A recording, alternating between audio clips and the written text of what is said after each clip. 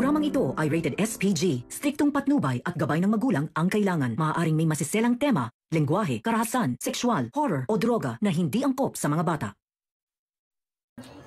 Lumabas ang tunay na pagkatao ni Atty. Renan sa harap ng maraming tao at nagdulot ito ng kaguluhan sa simbahan. Sa pilitang pinapaalis ni Renan si Lilet at Kurt upang ipagpatuloy ang kasal nila ni Eira. Takot na takot si Eira sa pangyayari, lalo na sa pagsigaw ni Renan kay Lilet. Gulong-gulo ang isip ni Eira at sa kabila ng mga revelasyon ni Lilet, pinipilit niyang iwasan ang katotohanan. Magising ka, Eira. Ano pang ebidensya ang gusto mong ipakita ko para maniwala kang niloloko ka ng lalaking iyan? Sigaw ni Lilet. Umaasang makikinig si Eira sa kanya.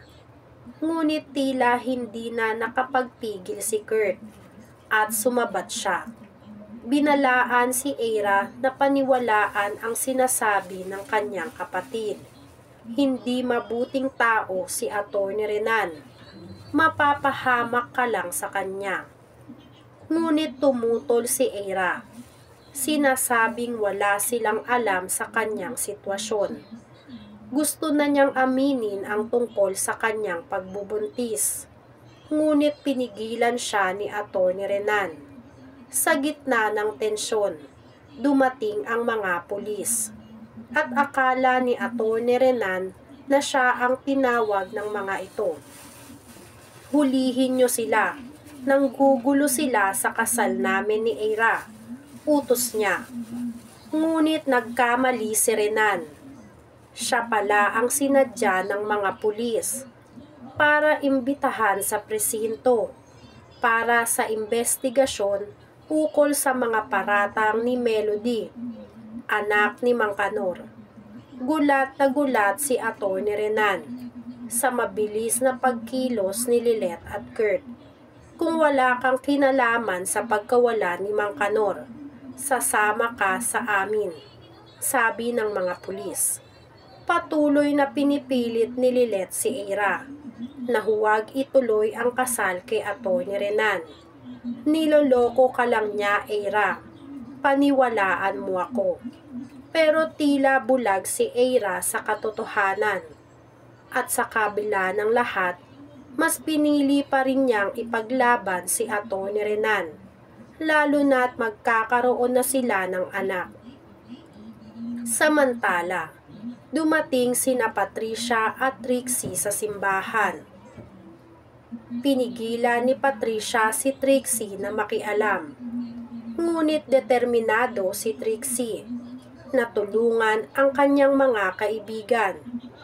Hindi ko kayang hayaan na mangyari ito kay Eira.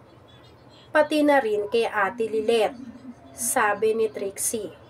Nagkaroon ng mainitang pagtatalo sa pagitan ng mag-ina na nagbigay diin sa hidwaan sa kanilang pamilya.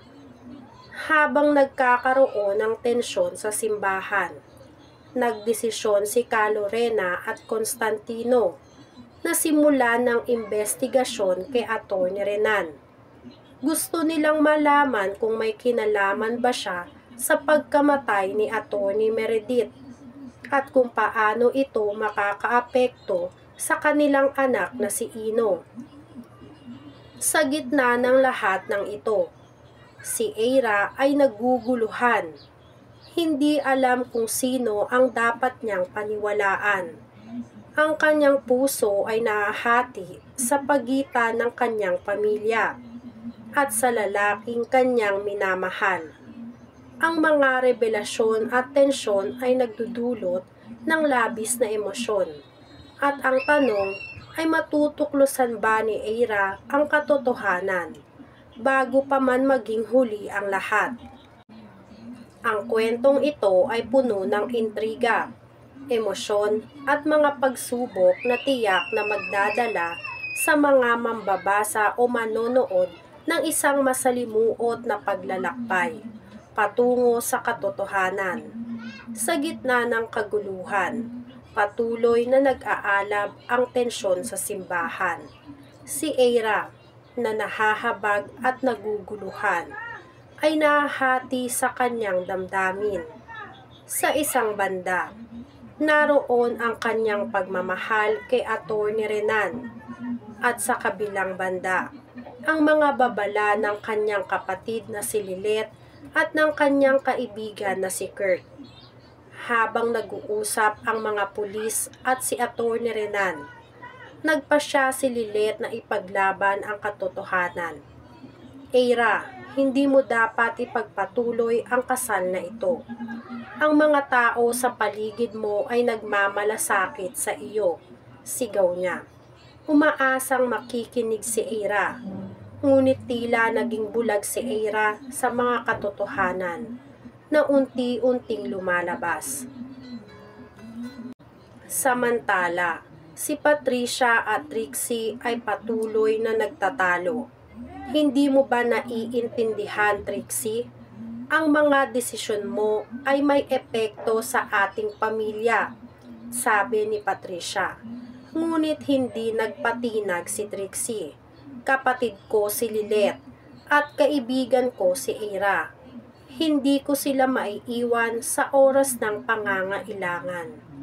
Habang nagkakaroon ng mainitang palitan ng salita, nagdesisyon si Lorena at Constantino na hindi na magpatumpik-tumpik pa. Kailangan nating malaman ang katotohanan tungkol kay Atty. Renan, kung siya ang may kinalaman sa pagkamatay ni Atty. Meredith. Dapat siyang managot, sabi ni Constantino na nagbigay diin sa kanilang layunin. Sa kabila ng lahat ng ito, si Eira ay patuloy na nag-isip. Paano kung mali ako? Paano kung lahat ng sinasabi nila ay totoo? Ang mga tanong na ito ay nagdudulot ng labis na pag-aalala sa kanyang isipan, habang ang mga tao sa simbahan ay nagkakagulo.